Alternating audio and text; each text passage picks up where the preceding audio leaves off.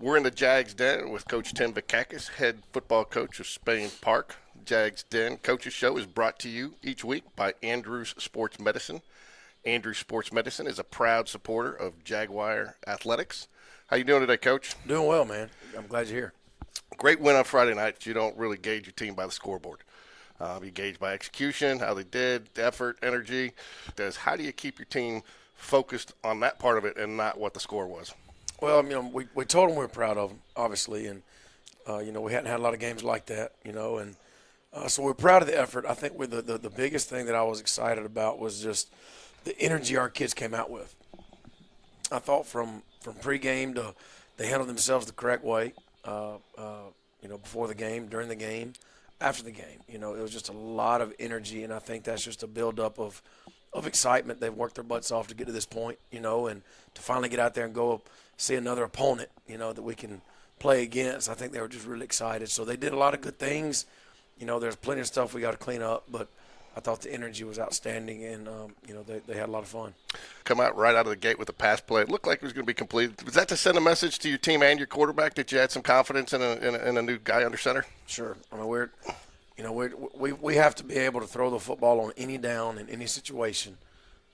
First down, fourth down, backed up, going in. We've got to be able to have confidence to have the protection, to have the routes, to have the throws, the catches, because we feel like some of our really good players are receivers. So we're going to play to our strengths, and we just wanted to take a shot first play. It didn't work. Guy got back in the backfield and kind of knocked Brock's arm, kind of floated the ball, and gave the defense, the DB, a chance to knock it down. But that was we just wanted to come out and just kind of have a little fun first play. Talk about flipping the field. You go 3 and out there, but they do flip the field for you a little bit. And your defense helps some with, Sure. But then you come back out with a little bit of a shorter field. You go down and score. Flipping the field like that give you some confidence again when you're backed up like that to go ahead and take those chances. Absolutely. I mean, whenever you have an Alex Lloyd as a punter, he has a chance to every time he catches the ball and kicks it, he has a chance to flip the field. And Sean Corey did a great job snapping all night, and our punt team, they had a few opportunities to get out there and do it, and everything looked good on special teams in terms of punt. Coach Taylor did a good job preparing those guys. So okay, you host Briarwood this week. Lost to Clay Chalkfolk. Defense is going to be pretty stout. What do you guys expect to face against their defense, and what challenges are they going to face bring to your offense? Well, I mean, anytime you play a Briarwood team, you're going to play a team that's very well coached. They play with a lot of passion. They're relentless. Anytime you play them, that's what you're getting. And their D-line is very, very talented, big, strong, fast. They're relentless kids up front. They have really good linebackers. They got some DB. I mean, they're a very good defensive football team. So they pose a lot of challenges up front on the perimeter, and then scheme-wise, they do a lot of really good stuff. So it's going to be tough. We're going to have to execute. And when you have a chance to make plays, you're going to have to make them. And they're not going to beat themselves. They're probably not going to give up deep balls. They're not going. They're going to keep everything in front of them and tackle well. So it's going to be a very, very tough game for our kids on offense. The defense led by senior linebacker Jack Cornish, middle linebacker, and Briarwood likes to stack the box, and they like to bring their guys upfield. What challenges is that going to pose for your offensive line this week? Yeah, there's no doubt. I mean, their D linemen, they get after it. They have very good linebackers. They rarely misfit. Like they're going to be where they need to be every play. So you're not going to be able to trick them. You're not going to be able to get them out of position. You're going to have to be good at what you do. You're going to have to just be kind of like Novocaine. You got to make. Eventually, it's going to work. You've got to stay true to who you are, and our guys are going to have to be ready to play. They got to be ready to have a physical football night, and because that's what it's going to be. When you go up a defensive team like that, how important is it to have the shank squared, Derek and Dakari? How important is that to have those two skilled running backs like that against a defense like this? It's important. I mean, I imagine they're going to make us run the football first before they start getting exotic. And if we can't run the football and they don't have to get exotic, they won't. But Derek and Dakari, they're going to have big nights. They're going to have to protect the football. Hopefully, linemen stay on blocks long enough for them to have some seams to run through. Coach Forrester from Briarwood said that after the game that he saw a lot of fight and determination out of his team, and he felt like his defense played lights out. Yeah, they had a goal line stand inside the 3-yard line, 1-yard line. So, I mean, they're tough. They're tough. They're just physical. They're tough. They're going to play very, very hard, so we got our hands full. Look, our kids are smart. Like, they know what they see. Like, you can you can try to trick them and tell them a team's better than they really are, or you can try to dummy down a team and say they're not as good as they think. But you can't trick kids. When they put the film on and watch their defense play, there's no tricking. I mean, the kids see them playing very hard. A lot of our kids know their kids. So, I mean, they know what kind of athletes they are. So it's going to be tough. We got our work cut out for us. Pleased with the preparation this week? Yeah, there's a lot of energy. I mean, there's still a lot of energy, and we got to make sure it stays positive energy. I like where we are, but we've got to be ready for a fist fight, a dog fight for 48 minutes, because that's what's about to happen next. I'm with Jacob Olsen, also known as Grizz, senior defensive lineman for the Spain Park Jaguars. How you doing today, Jacob? I'm doing good. How about you? I want to talk to you a little bit about the game Friday night. You had a big game, especially in the second half. I believe you had 2 sacks. You also had a couple quarterback pressures, and I believe you were also kind of instrumental in causing a fumble. Is all that correct? Yes, sir. So talk a little bit about it. It seemed like as the game went on, and, you obviously on the opposite side, you got Jared Smith, who's a phenomenal football player, but you're phenomenal in your own rights. But it seemed like they had to pay a little bit more attention to him as the game went on, and it opened up a few things for you. Took advantage of some holes. Is that what happened? Yes, sir. They were mainly focused on Jared that game, so I had to step up and show them they got to worry about me too. So that's why I had to show up. It also, you showed some speed out there too. Not only, you gotten bigger over last year, and I know that's something that Coach V has emphasized, but have you seen an improvement too in your quickness and your agility through that whole process? Yes, sir. For my pass rushing ability, getting off the ball as fast as I can, and that 3rd and long or getting off the ball, yes, sir. My speed's been going up amazing. Looked like you had a lot of success kind of bull rushing them up the field and then tucking back up underneath or curling them back into the pocket where one of your guys, I think you had a couple assists and tackles too just doing that. Did he ever talk back to you a little bit, say he's tired of you rushing him? Nah, I was just giving the work. I didn't say anything, just letting my game show, just letting it go, letting it fly. So what's the biggest thing that you take away from Friday night's game? We did amazing as a team. Phenomenal up front. Back end, we just did a great job on offense and defense. Everybody's pass rushing. Everybody on the D-line got a sack, got them one. Linebackers did phenomenal. Great pursuit to the ball, stopping the run. DBs locked them down. Just did amazing. That defense did amazing that night. What's one thing your defense needs to improve on going into Friday night against Briarwood at home? Our communication. It's a big thing to communicate on the field. Let them know what we're going to do, what we have to do. And I think communication's our biggest key. All right, and what's one thing that you've got to improve on yourself going into Friday night? What's one thing you said I want to just do better this week? One thing I got to do better this week is reading. They got a lot of formation, so reading the formation, getting them lined up, communicating, and that's pretty much it. Last question for you. Is that a number 3 all over or number 2? Number 2 all over. I love the summer cut, man. You got to go with summer cut. Real football players go with the summer cut, number 2. We'd like to see it, Jacob. Well, we wish you the best of luck Friday night, Jacob, and a great game Friday. Keep building on it. We look forward to talking to you more some as the season goes. Yes, sir. Thank you.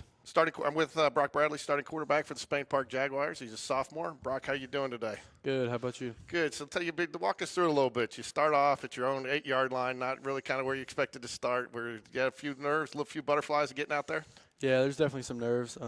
Just first drive going in, backed up on your red zone like that. It's tough, but we ended up settling in and thought the offense did a good job. What did it say to you about the confidence that coaches have in you that regardless of where you started, they came out with a deep pass play to Jonnathan Bibbs right over the middle, and then by all accounts it looked like it was going to be successful, but the defensive back got his hand in there and just knocked it away at the last minute. But what did that say to you about the confidence they have in you to run that play right out of the gate? It says a lot for Coach V to call that on my first play of my sophomore year. It's pretty good, but it's something we talked about the week prior before, and something that we knew we were going to do. We knew we were going to try to take a shot early, and we ended up doing that. So you go 3 and out, though. You punt, all right, and Alex Lloyd, great punt, kind of flips the field. Defense gets a big stop. Now you guys get great field position.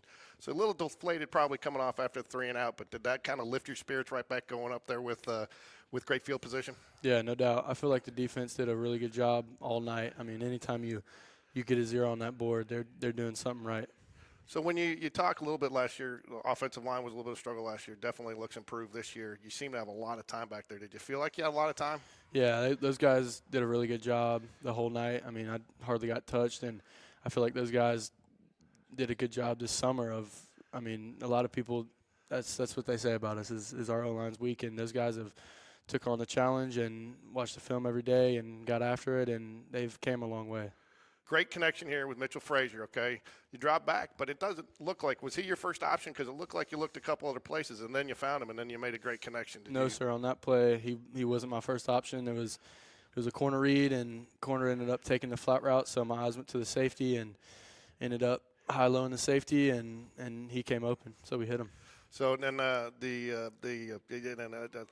kind of caught it, and again, I got a clip of it here for you because you kind of go off screen as you drop back, but then you hit Reggie Jackson over the middle for a long touchdown. I think it was right the first play out, and just you looked at the sidelines and you were super pumped up. Was there something? Did you call that play, or is that a play you wanted to call? Because you looked at him like you were trying to tell somebody on the sideline something. Yes, sir. Exactly. So basically, that was something that we saw on the film from Calera's spring game, and they ended up going cover zero man, and we saw that, and I checked man call to the offensive line, and we ended up taking our shot, and we hit it. There you go. Because, I mean, you look pretty proud of that one. No you're doubt. proud of the whole night.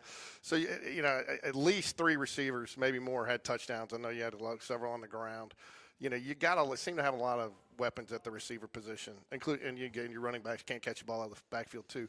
You know, some quarterbacks seem to develop a rhythm with 1 or 2 guys. That doesn't seem to be the case here. It seems like all these guys are interchangeable, and you're comfortable with all of them. Is that something that just has developed through the summer, or is that something that really 7-on-7 help? Because you seem to have a comfort level with everybody. Absolutely, all those things have been big with just getting the ball to multiple guys. Anytime you can do that, you're doing something good as a quarterback. I try to spread the ball around evenly and keep all those guys happy because, I mean, they want the ball, and I love that they want that. I gave your brother a hard time Friday night. I told him he's going to have to start hitting some threes if he's going to keep up with you, that you're going to be walking a little taller at home. But what do you guys got to do as an offense to improve this week, get ready for Briarwood? Yes, sir. So Briarwood, they've got a really good defensive front. They're going to bring some blitzes, and we've watched the film, and we got to prepare. I mean, new week, we're 1-0. I try to look at it as like a boxing match. So there's 12 rounds, and we've won. Just because you win round 1 doesn't mean that you're going to win the match, right? So yeah. It's round 2, and we got to take it week by week. Yeah. The one thing that I saw, that one fumble, looked like you wanted that ball back. Were you pulling it back on a read there just kind of it was a function of 2 guys both wanting the ball, wanting to make a play there? That's what it was. It looked more like that than a mistake.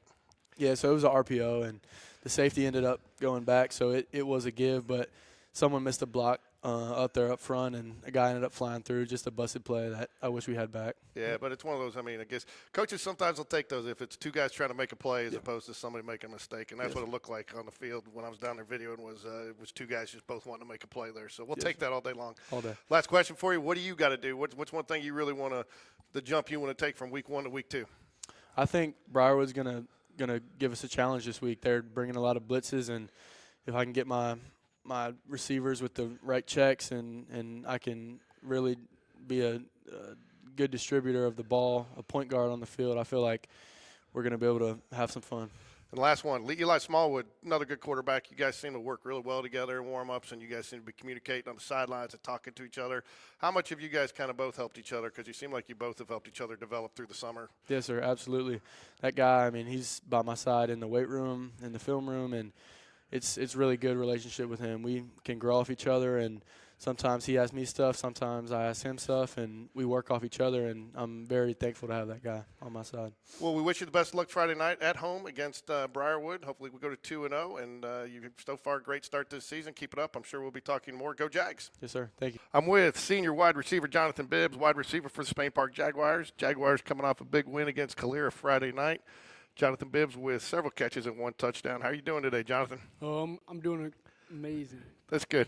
Hey, so you start a little closer to your goal line than you wanted to, but you're trying to make an aggressive play, and I'm sure everybody's kind of ribbed you about it just a little bit, but it's in the back of everybody's mind now after that 55-0. But what did it say to you even after that, the confidence the coaches had in you, because they took a play, nice play design to you right over the middle for a big gain.